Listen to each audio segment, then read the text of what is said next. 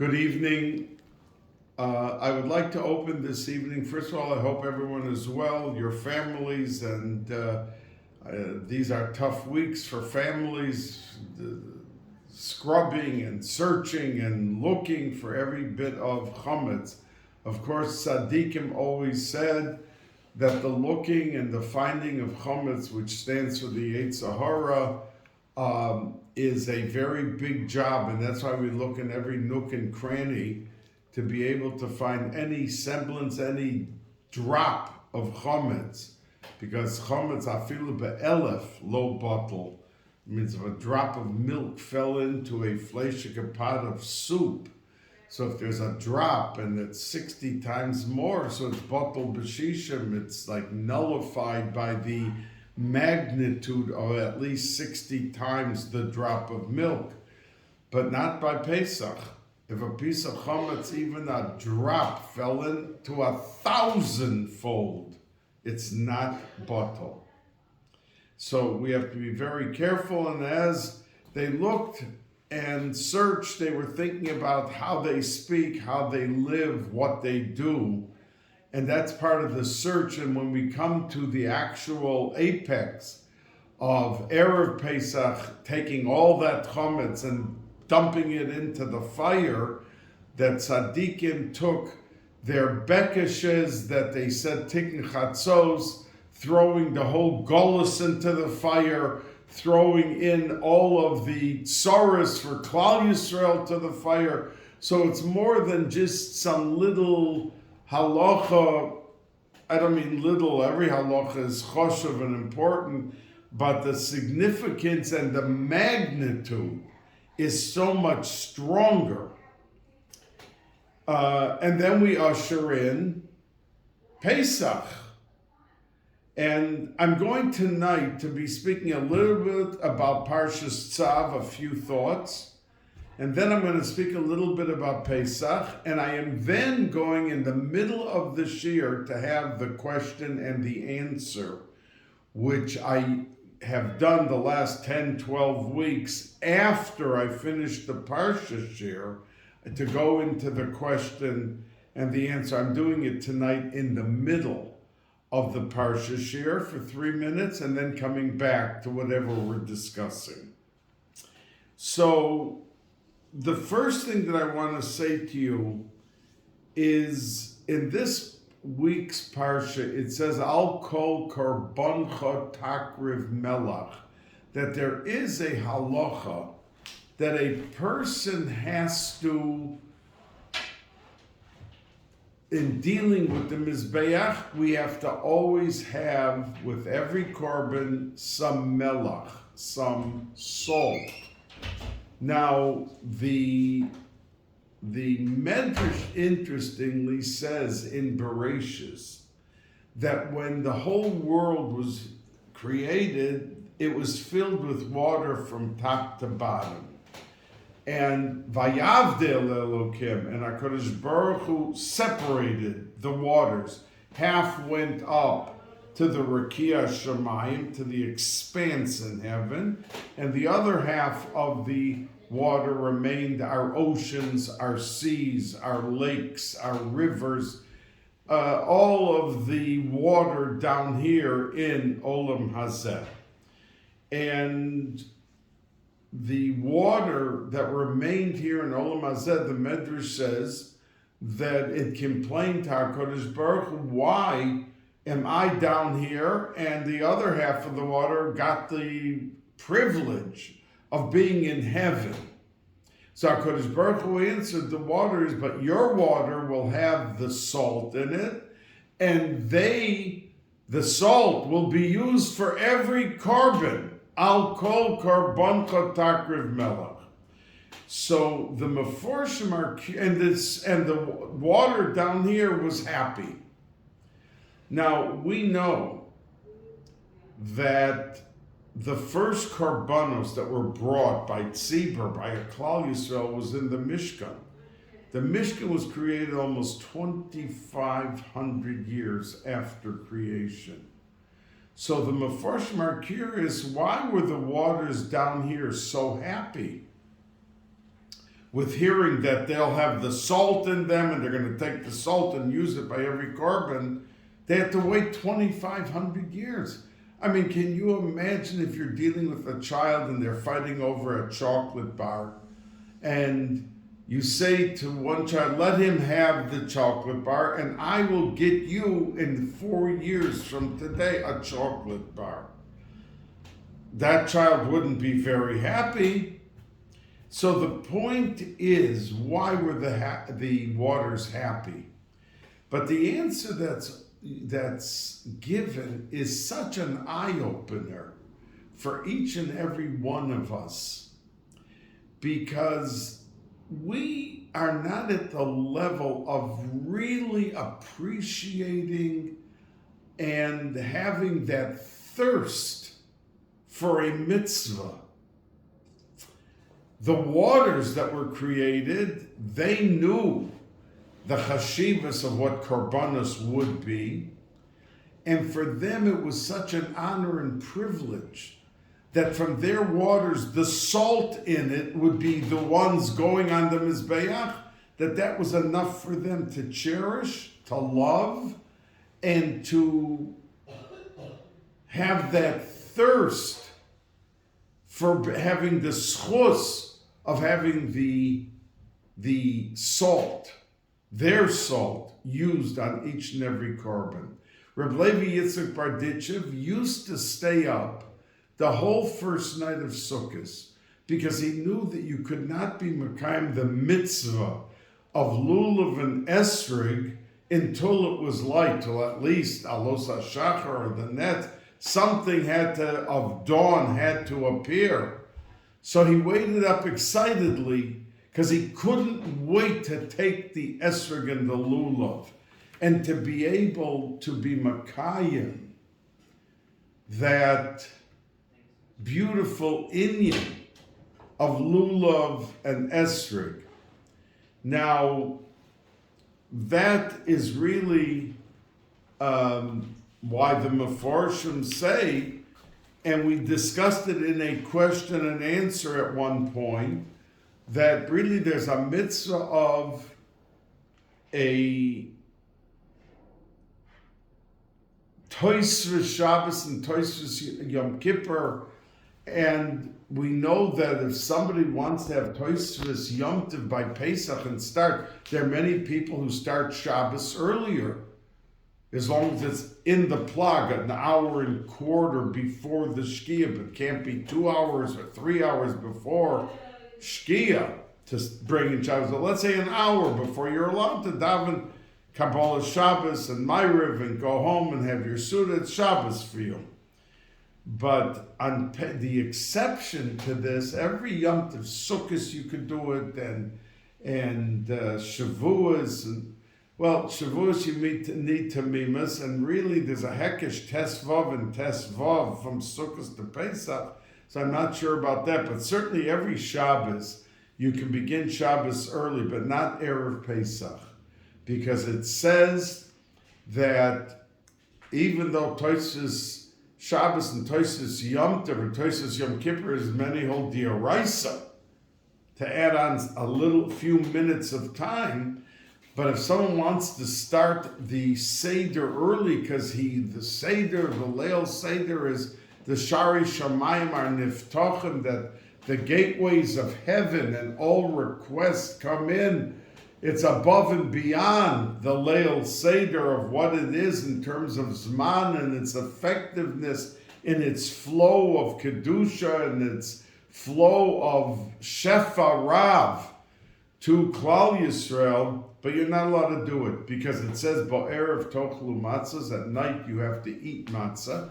And the Gemara explains why there's a tie, a hekesh, from Kiddush to Pesach to matzah, Kiddush to matzah. So just like matzah, you have to wait till it's good and dark out, so too you have to do the same thing before beginning the Seder.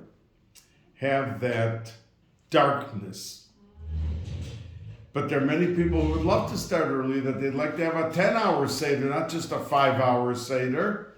And for these people that are so thirsty to get done with the Seder, I feel bad for. Because if someone was allowed into a vault that they won a contest in a bank, and what they won was that they were allowed to take in suitcases or bushel baskets and fill up in a vault in the bank everything that they want. So the guy would come in and he would start grab not the dollar bills, he would take the hundreds and start filling it up. That's his win. And after an hour, he has to leave. Now, if he was in the middle of eating an ice cream and says, well, I have the hour, but let me first finish the ice cream. So someone would say to him, what are you doing eating an ice cream while you can be filling up your bushel baskets with... Because every moment would be cherished by somebody who understands that he won a contest. That's going into Leil Seder. And that's why the Satan is so effective in causing a fight between the children, which seat, which Haggadah, that this one wanted, this one, that one. There's always trouble because the Satan wants to divert, no matter what he has to do, from the night of Seder, that every minute and every second is Kodesh Kadoshim. It's so big and so cherished and so high. And that's the reason that there is an aleph base called At Bash, which means you take the first letter of the aleph base, which is an aleph, and you take the last letter, which is a tov, and you pair it together. Aleph, tov. The next letter is a beis. And the second to the last letter is a shin. The third letter is a gimel. And the third to the last letter is a resh. So the Dorshei Rishumos, Kadmoinim, have the inyan. And this Atbash Aleph Beis is used in Kabbalah, it's used in the Gemara mentions it, the Medrash is full with things benogea this Atbash. So Kadmoinim said that the first day of Pesach, which is Aleph, is paired with the Tov, which stands for Tisha B'Av.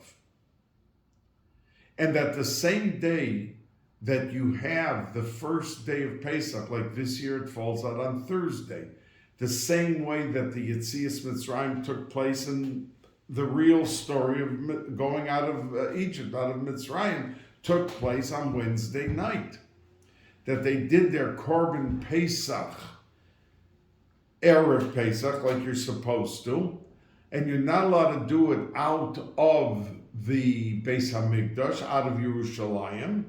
So therefore the Targum Yonasan ben Uziel, who was a big Tana, says that the night of Erev Pesach, that afternoon, the whole Klal Yisrael were taken on the wings of eagles to Yerushalayim,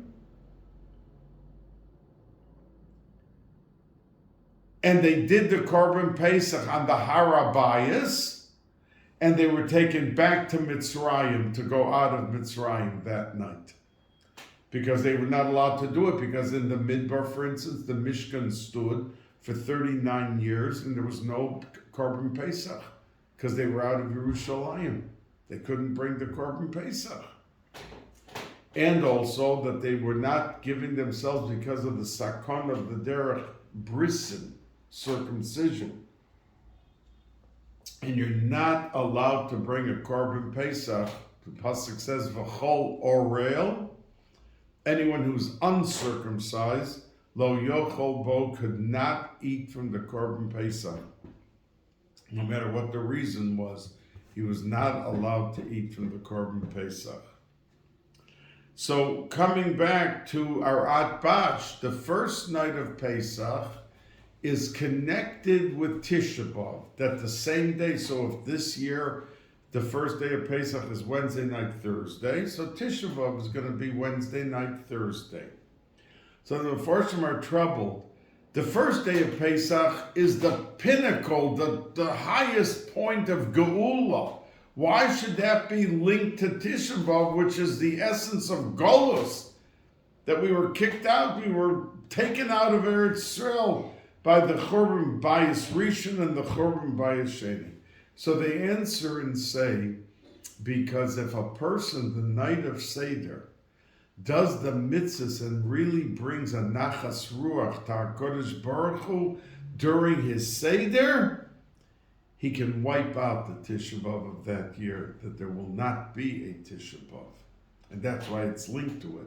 And the second letter is Beis, which is linked with the Shin, which stands for Shavuos, which means the second day of Pesach, which this year is Thursday night, Friday, is the first day of Shavuos. And indeed, this coming Shavuos will be the first night, Thursday night, Friday, and the second day is Friday night, Shabbos.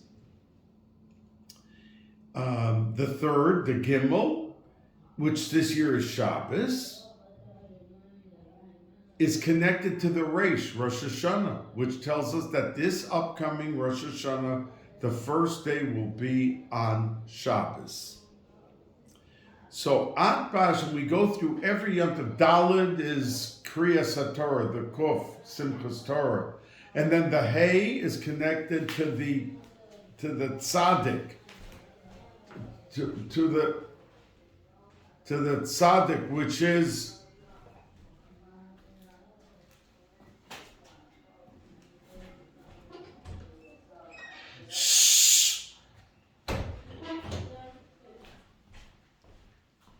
to Tzom, to Yom Kippur. So that tells us that the fifth day of Pesach, which this year is Sunday night, Monday, is going to be Yom Kippur, is connected to the fifth day of Pesach. So we see it's not just a nice drasha, because the Darshei Rishumos, the Kadmonim, bring such drushes from the second day of Pesach, the third, to the day that it's connected to, that it's shoyrish. All these Yomim Tovim get their koyach from Pesach. Pesach is Rishon Hu Lochem L'chol Chodshei Hashana. That Yom Tov Pesach is not just one of the Shalosh Regalim. That everyone, if we didn't have Pesach, you wouldn't have a Shavuos, a Kabbalah Satorah. If you didn't have Pesach, you wouldn't have Sukkos, the Sukkos that we sat in with the Anani Kavod, or whatever the reasons the Gemara gives, without Pesach. And the Mefarshim are quick to explain all of the connections, which right now we won't go into, but the drasha we should realize tells you how the prominence of the Yom Tov Pesach, and it all draws its source for each day from the first day, from the Seder. Now, Al Pi Kabbalah, the second Seder is, Al Pi Kabbalah, not Al Pi Halacha, is bigger than the first night. But if somebody, as I have said to you maybe last year, if someone had one matzah, they have to, because you have to go according to Halacha, not according to Kabbalah. And according to Halacha, the first night is a Dioraisa. So Tesvav, you have to eat the matzah, the Kazayas matzah, if that's the only matzah you have, on that first night. But Al Pi Kabbalah, the second night is bigger, and that's why Tzaddikim didn't want to move to Eretz Yisrael, because you don't have a second Seder. And they said they waited their whole life to move to Eretz Yisrael, and they realized that they wouldn't have a second Seder, they could not leave Chutzah, or it's to come to Eretz Yisrael and live there. That means people who go to Eretz Yisrael and they're there Pesach, and they're planning to go back right after Pesach, have to keep 2 days lahalacha. There's no such, there are some that have the minig of keeping only 1 day, but lahalacha, it's not oiskal, that they're supposed to keep the second day as most do. Now, I want to say to you that this Shabbos is Shabbos HaGadol. Now, grammatically, it's not correct, because it either should say HaShabbos HaGadol, or Shabbos Gadol. But Shabbos HaGadol, which we say, is grammatically incorrect. So some say because that Shabbos is the mashpia on Pesach. That means when this Shabbos is the Shabbos before Pesach, and Pesach begins Wednesday night. So it draws its whole strength from the Shabbos before, as we've said many times, that the week gains its strength, and anything good that comes out of the entire week, on any day, in any hour, draws from the previous Shabbos. So, since this is the Geula, and we know the Gemara says that when the Geula Shlema will come, and we'll have the third Bais Hamikdash fly down from heaven, a finished product. We will not build the third Bais Hamikdash; it will be a completed project, bias. That is the strength, the Gemara says, of all redemptions, all geulas. And even though the Gemara says that the nisim, the niflos of the geula shlema will be more and greater than they were with Pesach, but Pesach still remains the source of geula. And it feeds the power, it propels the ability of the geula shlema to come because it draws from the roots of geula, which is Pesach. Now that whole Pesach, which is the root of Geula forever for Klal Yisrael, comes from the Shabbos before. And that's why we begin reading the Haggadah. There's a minhag, the halacha. You're supposed to read part of the Haggadah on Shabbos HaGadol. That is the reason it's called Shabbos HaGadol, because we know that when the Churban Bais Hamikdash took place, the Shechina went out into Golus with Klal Yisrael. And there was a period, a separation of the letters Yud Kei Vav Kei. And everyone agrees that it was the last hay that went out with Klal Yisrael into Golus.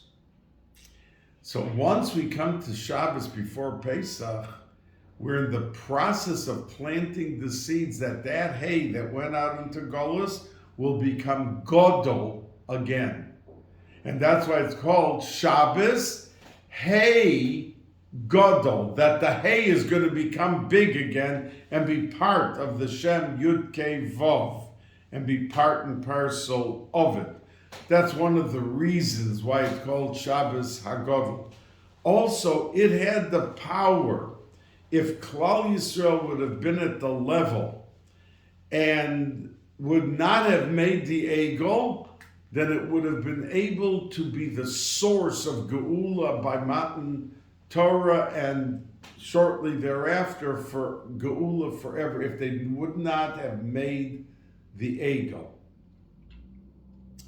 So even though the Gemara says that you need two Shabboses that the whole Klal Yisrael keeps for the Geula to happen, but that Shabbos before Pesach was so big that it would have provided that one Shabbos the source as it did of Geula and the Geula to come shortly thereafter, after Matan Torah. But it didn't happen that the hay could become Gadol because they made the Egel, and that's what we needed the Mishkan for, that we needed Yom Kippur for. We needed everything to be able to bring back the stature of Klal Yisrael, but we're still 3,300 years in Golus because of that Maisa Ha'egel.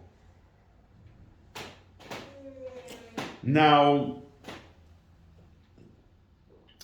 the Pasuk says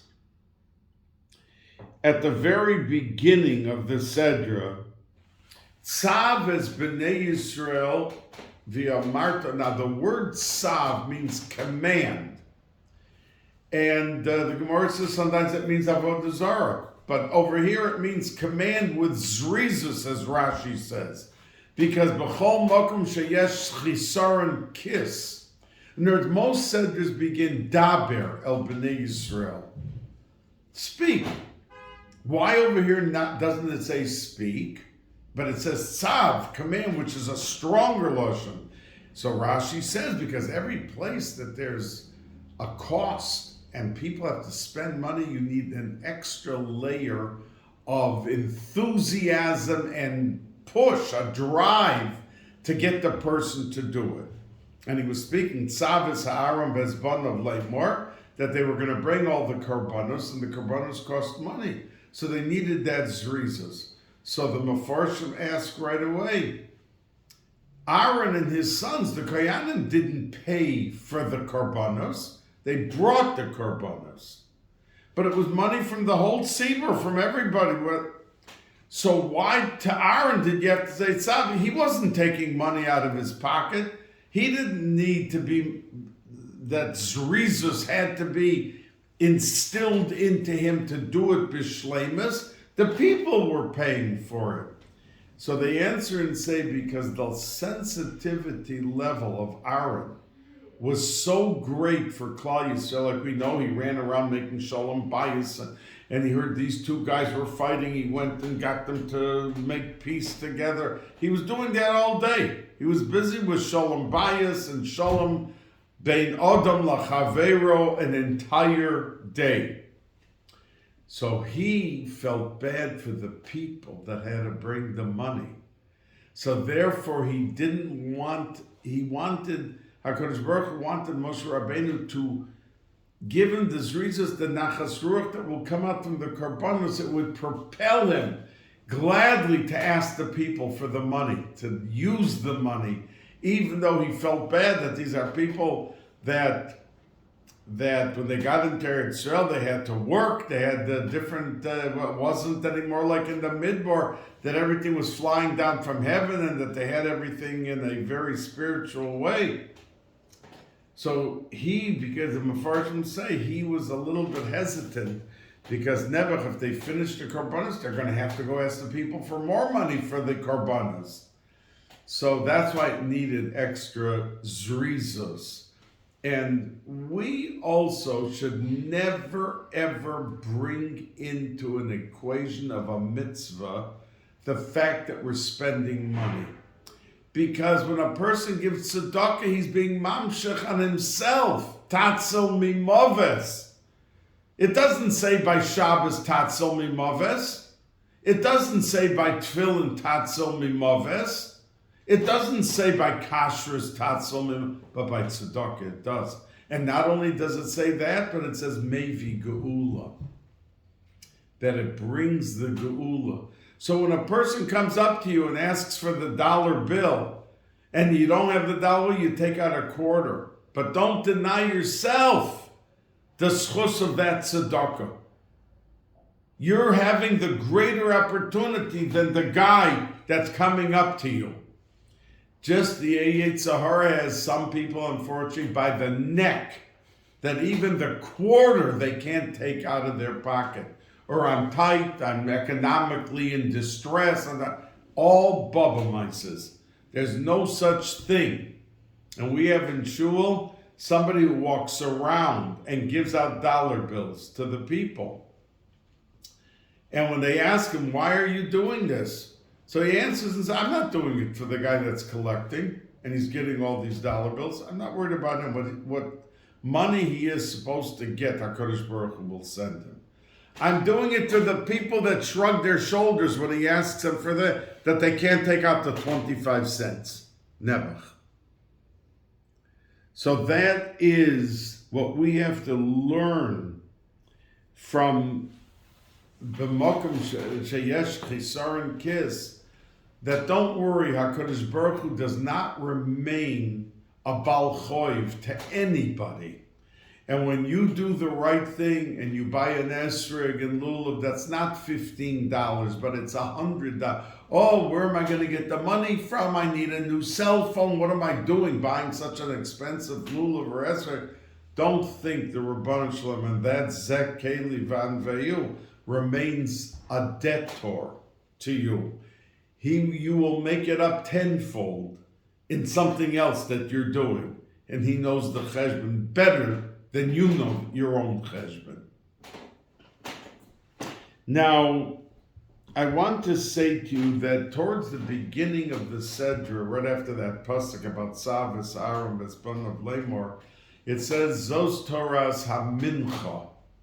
Mincha was a very simple korban. Sometimes it was brought by someone who didn't have the money for a regular animal. So it says by Zos Torahs HaMincha, that when it gets on discussing the thing, it says it's kachatos v'cha'osham. Two of the korbanos, one is a chatos that we know is a shogeg. If someone did an aveira b'shogeg, he leaned up against a light switch and by mistake bumped into it and turned on the light Shabbos. He didn't just say, "Oi, gewalt, what did I do?" If there was a Bais Hamikdash, he had to bring a chatos to the Bais Hamikdash, a korban, because he did an aveira b'shoigig. Now for the other aveiras, he brought an osham. So the Mefarshim ask, why does the pasuk compare the mincha kachatos v'chosham, that its effectiveness, even though it's a simple korban with flour or with whatever, it's just as effective kachatos v'chosham. Why not say ka'ola? The ola was bigger. It was completely burnt. There was nothing. The shlomim went to the person who brought it, ate from it. The kohen ate from it. HaKadosh Baruch Hu on the Mizbeach ate from it. So why isn't it compared to something else, to the oila? So the Mefarshim say an interesting thought. It was to implant and instill in everyone's mind the fact that simplicity is what counts to HaKadosh Baruch Hu, and it's not how extravagant or how luxurious something may be. And they talk about the Baal Tshuva. Now we know that the Gemara says, B'makom shabali tshuva, oimdim, stand. Ein tzadikim gemurim yecholim la'amod. That the biggest tzadikim can't stand next to him. Why not? The tzadik gomer never did an avei. They were almost perfect in their life. Almost. Everyone tripped somewhere, something, somehow. But why can't a Baal Tshuva, who for 10 years was eating treif from Machal Shabbos, okay, Baruch Hashem, he did tshuva. So he's part of Klal Yisrael as they should be. So why is this Baal Tshuva greater? So they explain because the tzaddik didn't do the averas, but he did all the mitzvahs. So he's at a high level. He's at tzaddik gomer. But the Baal Tshuva did averas and then did tshuva me'ava, which the averas become mitzvahs. So he has a whole 10 bushel baskets filled from originally averas that are now mitzvahs because he did tshuva me'ava. And they're filled with mitzvahs. The tzaddik gomer doesn't have all these averas that turn it because he never did the averas. But the Baal Tshuva did the averas, did tshuva me'ava, so now he's doing all the averas like the tzaddik gomer. Like the mitzvahs, like all the tzaddikim, he's doing all the mitzvahs, so he has that. Plus he has all the averas that are now turned into mitzvahs. And that they compare the mincha to the two korbanos, the chatas and the other, that is a tikkun for averas. And the Gemara says if you do an avera and then you do tshuva meyira, then nasalo k'shkagos. It elevates it up to one madrega. It's still like an avera, but it's not amazing. It's a shoygeg. If you compare it to the osham, that already is b'mezid, and that already is something that you could take the mezid and turn it into the mitzvah, or the chatos that you did b'shogeg. If you do now tshuva me'ahava, it'll become beautiful mitzvahs. So that's the power of the mincha, that seems like a seemingly insignificant, but that could be with the same propelling effect as the chatos and the yoshim, and that's why that example is stated, and the Torah compares the mincha to the chatos and the asham. Now, the Medrash says that in this seder we have the carbon toda, which the Gemara says there are certain things a person traveled through the midbar in those days. To live through a desert was a miracle, and that you weren't robbed and beaten. Yordei hayam bo'anios, if somebody goes on a ship over an ocean, he gets off, he has to bench goimel also. That's like for the carbon toda, that's the thanksgiving for surviving. So, because on the ships, they used to be robbed also. 1,000 years ago, where did the pirates and all these guys go out to rob people? They pulled up next to a ship and went in with bayonets and then whatever, and it was a big sakana. It wasn't a joke. And today, anyone who goes, since the Mishnah says bo'anios, in ships, no matter how safe the ship may be, you still have to bench goimel or bring a carbon toid if there was a Bais Yaakov, because the Mishnah says it beferish anios. But on airplanes, for instance, there are many who hold, when you go, let's say from here to Yisrael, there's many, they get there, they bench goimel, they get an aliyah, and they say a birchas hagoimel. But there are many, like Rabbi Shlomo Zalman Auerbach and our Yeshiva in Torah, no one bench goimel. Because the tzaddik, like Rabbi Shlomo Zalman Auerbach said, that there are less accidents on the planes than there are in cars. The statistics show it. There's more accidents in getting into a car. And we don't bench goimel every time we go in a car. If you go from here to Muncie or to Lakewood, some people would say the Ratzon, the Tfilas Haderech, which many hold as a dioraisa.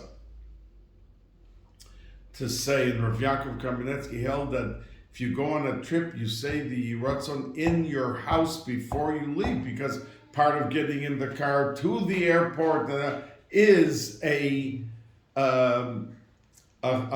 beginning of the trip. You need to be safe in all aspects of it. But that's the Ratzon of Tfilas Haderech I'm talking about. It's not the Birchas HaGoimel that many do not say a Birchas HaGoimel when they go to or back from Eretz Yisrael. But the carbon tied to the Medrash says on the pasuk of this week's Sedra will never be bottled. That means that the tzura of all the karbanos liyasad lava will change, and it won't be the same that we know it to be today. The carbon produces the greatest level of nachas ruach ta'kodesh baruch hu. And that's why you find that even before there was that Tzav, when Noach came out of the ark, out of the teva, he immediately brought a carbon. Because he felt, and Cain and Hevel felt that they have to bring some kind of carbon that's going to bring them even closer to HaKadosh Baruch Hu.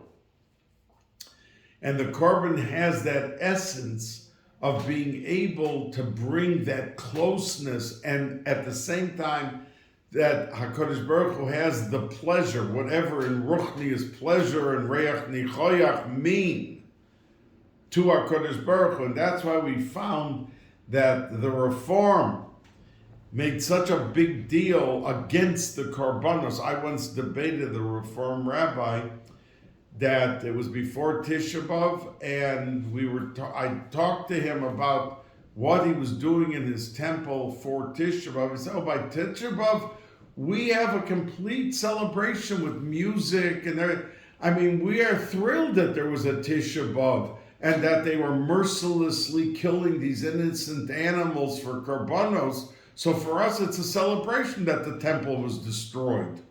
This is what he said to me. and I let him have it. But anyway, but the point, he still is Reform Rabbi of a very big temple in Westchester. I hope he did tshuva since then. But carbon toida will never be bottled. It'll be the same way that it's brought in the Bais Yaakov Girls School. It'll always be. Because the essence of carbon toida is gratitude. Hakoras hatov. There's nothing greater than a person being makir tov. And that's why the Sutton stands up quite often to deny it. People who have to show appreciation, expressions of appreciation and everything else, and the Sutton steps in, what did they do? What do you owe this one the thanks? Or some people go through the motion of thanking and everything, but their heart is really not in it, because when the test comes, they're not there with the Hakoras Hatov. So what were they busy thanking so much about? Because they knew it was the right thing to do, so they go through the motion, but it wasn't their essence. We have to train children and students and ourselves how to etch into the essence of our very being, to be makir tov with such unbelievable dimension that there should never be a question in our own minds, were we makir tov enough? It means when you come and you stay yontiv with a family, you bring a bottle of wine. They don't need the wine. They've got 10 cases of wine without your wine. But just to say that there's levels of expression which show, like we have a guest from Eretz Yisrael, and he's been with us 20 years, 2 times a year, 3 times a year, 4 times a year. He never joins the family for Shabbos without bringing a bottle of wine. And Baruch Hashem, we will have Kiddush with wine with his bottle, without his bottle. It's not that.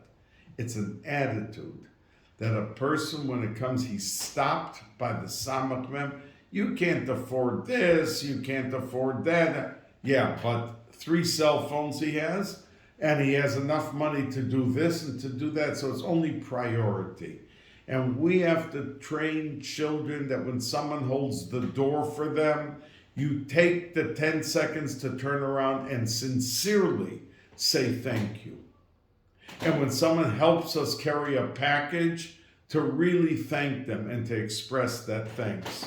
And that's why carbon toda is the only thing, beferish, that says in the Medrash that will not disappear. The others will be not recognizable in how we're bringing that carbon. The carbon is nitzchias. So if it says you have to bring such and such a carbon, we have to do it. But how it will be brought and the format of how it's brought will change, but not carbon toda. Now, one more thing I want to say to you from the Sedra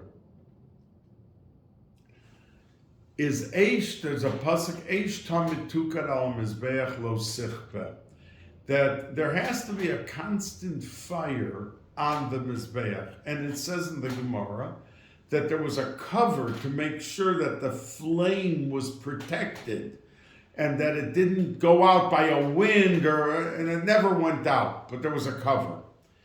Now, there were so many things that happened in the Bais Hamikdash that were nisim. I mean, in Pirkei Avos, it says 10 different nisim.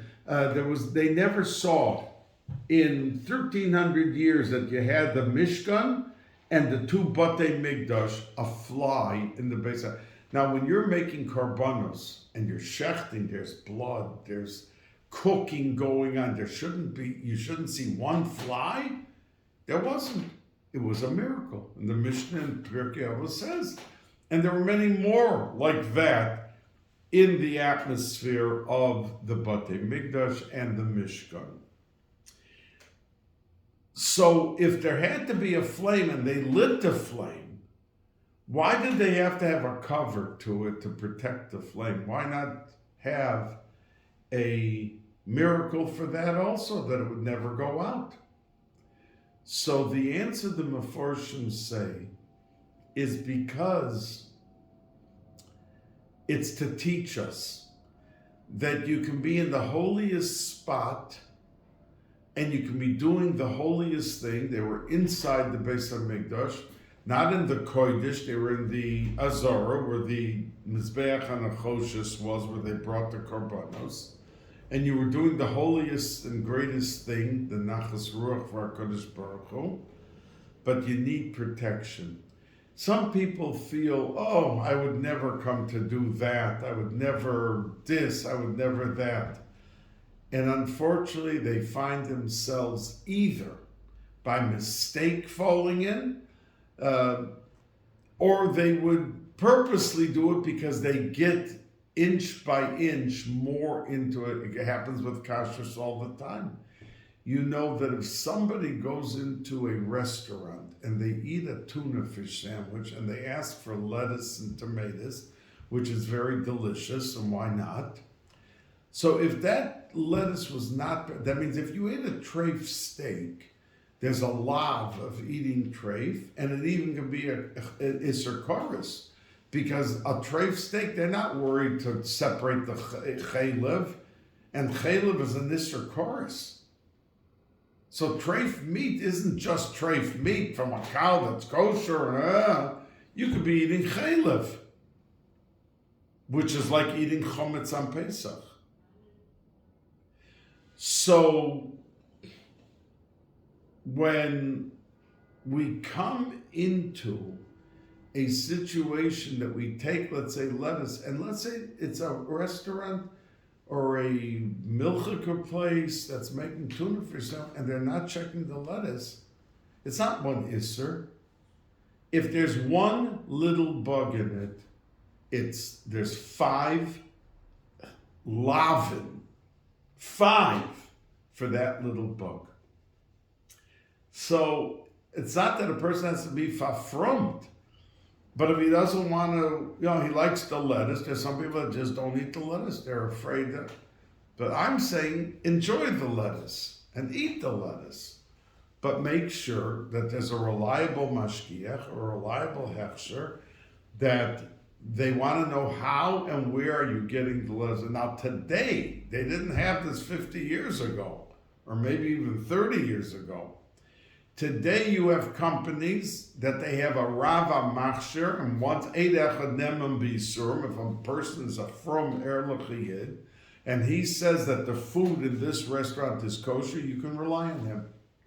He's taking on his shoulders the achrayas, which means if they're serving lettuce, he is inquiring or finding out, how do you know that the lettuce is okay? And either they answer, and we have one person that's standing there a whole day and just looking at lettuce. I remember in Galei Tzanz, the Klosenberger hotel in Netanya, and I was once there. It was in Eretz Yisrael for Pesach because one of my children got married in Eretz Yisrael, and the whole family went to Galei Tzanz because they had a separate kitchen for Pesach. In other words, it wasn't that they kasher. And those who kasher, if they have a reliable person, I'm not putting that down. But our family, my wife and there, was more comfortable if they had a regular kosher kitchen, milchik and fleshik, and then they had an extra milchik and fleshik just for Pesach. So we went to Galei Tzanz because they had a special Pesach kitchen.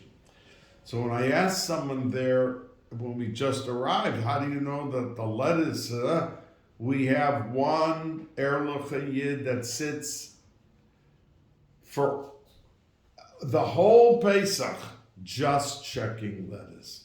He must have been dizzy from the lettuce after Pesach, but he was just taking care of lettuce to make sure that it was 100% good. And that's called the cover of the flame on the Mizbeach. In other words, the mitzvah wasn't the cover. The mitzvah was to have the flame there. But to make sure there was a guard that it should never go, we took an extra step to make sure that the flame never went out. And it's these steps that we have to take for ourselves because we come into situations that we could easily cross the line of demarcation. And it sometimes means carrying a little bit of a bearing to make sure that we're still in safe territory.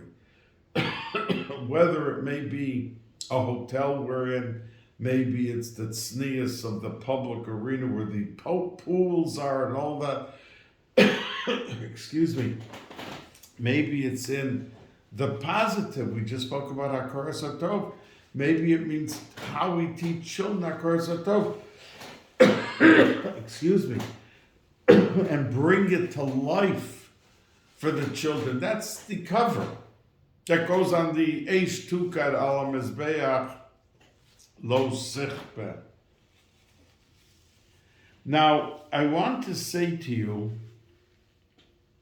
that by the Seder, so this Shabbos is Shabbos HaGodl, and then we're going to come into Pesach, and I'm Bezos Hashem going to do on Sunday the next, which will not be for Shmini, it'll only be Pesach in Yonim. So I want to say one more thing from Pesach. Oh, I told you I was going to ask a shaila that we did for the past few weeks after this video on a separate video, but I'm not doing it on a separate video. I'm doing it right now. The question was asked to me, what does a chosen and a kala do at the Seder? Because if they got married a few days before Pesach, they have to have Sheva brachas. Now we know the rule that you cannot be moisef any kos. There's daled kosas. Bisman hazeh d'Rabbanan. Morer and kosos, daled kosos are d'Rabbanan. Matzah and Haggadah, talking about the story, every word is a dioraisa. But the matzah and the morer, the arba kosos. Now you're not supposed to add on any kos. So what do you do by benching? When we say we bench on one kos, but you have to have a separate kos. We never do it on the same kos, the benching and the Sheva brachas, because ein oisin mitzvahs chavilas. We don't dump, so to speak, two mitzvahs on one thing. So we do it separately. And that's why you have two kosas under a chuppah, because one is Eris and Kedushin and one is Nisuin. So we don't take the same kos. It's two separate mitzvahs. And over here, the mitzvah of arba kosas is one thing, and benching is a dioraisa, is a separate thing. So what do we do? So Rav Moshe Feinstein, Zechet Tzadik, Livrocha, the Poisek Hador, has a shaila in Igris Moshe about this very topic. And he says you use the kos shel Eliyahu because it's already on the table, so it's not called being moisef a kos, and you can still make a bracha on it separately because it's separate kos. And from that, the chos and kala drink. We don't drink the kos shel Eliyahu because again, you can't be moisef. But they, because they have their own mitzvah, they have that kos to be able to use for Sheva brachas. And I want to mention to you that the Seder has 15 simonim. In other words, if you count Kadesh, Urachatz, Yachatz, Karpas, Yachatz, everything, there are 15 different things that we do. And it says the reason it's called Seder because in Shamayim, we in this world have an Aleph base, Kesidron, Aleph base, and then comes a Gimel, then comes a Daled. But in heaven, it's the opposite. It's called Tashrak. It starts with a Tov, and it goes to a Shin, then to a Resh, then to a Kuf. The whole Aleph base is a Tashrak in heaven. The Seder is called Seder because Samech Daled Reish stands for Sod, Remez, Drush, and Remez. Because we know that there's 4 ways of learning Torah. There's the Pshat, there's the Remez, there's the Drush, and there's the Sod, the Kabbalah. But in Shemayim, the night of the Seder is like sitting in Shemayim. So we call it Seder the opposite way, like they do in Shemayim. Samach is first, then, meaning the Sod, and then comes the Daled, the Drush, which is the thing under Kabbalah, the Olam HaDrush, the Olam HaBina, the Olam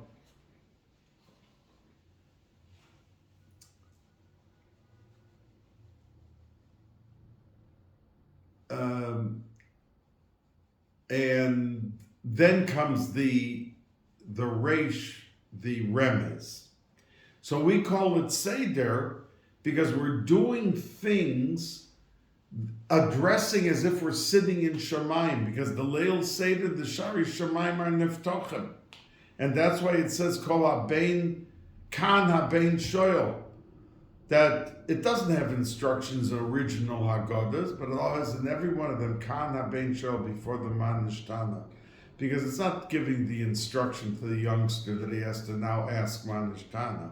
It's talking to Klal Yisrael that we are Banim Lamokom, and that you have the opportunity the night of the Seder to mamish soar heavenward and ask for what you need and what you want. So instead of a person thinking about what he's going to do Cholamoyed and arguing about who got which Haggadah and all that stuff, that they want to remind you, Kana Ben Chol, the Shari Shemaim, you're now in the heavenly abode. And you, Banim Lamokum, you're a Ben. Start asking, Kan HaBein Shoyel. You're in the midst of the Seder. Don't forget, don't let it pass by with your daydreaming and your this and your that. But you should be able to enjoy the opportunity that you've been afforded and given.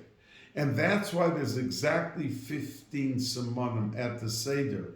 Because the biggest name of HaKadosh Baruch Hu is Yud Kei Vav Kei. Now, the biggest letter is the Yud. It's the first letter. Then the first Hey is the second in ranking. Then the Vav, then the last Hey. The Vav and the last Hey don't even make it into the night of the Seder. That's why we only have 15. That's Yud Kei, the first Yud and the Yud and the first Hey. Because the Simonim evoke and open the faucet of such gushing bracha that comes down to Klal Yisrael, drenching Klal Yisrael, but it's the 15 Simonim that are the notches in the key. You have to have the notches proper to open the lock of the door. If it's improper notches, it's not going to open. But the 15 Simonim open that whole gushing bracha process that happens for Klal Yisrael on Leil Pesach. Have a good week, a good Shabbos HaGodel, and we're coming nearer to Pesach, which is a schus for every Yid to be able to sit down with his kazayas matzah, with his arba kosos and everything, that HaKadosh Baruch Hu ushers us into his palace, and that we're able to partake in such beautiful mitzvahs.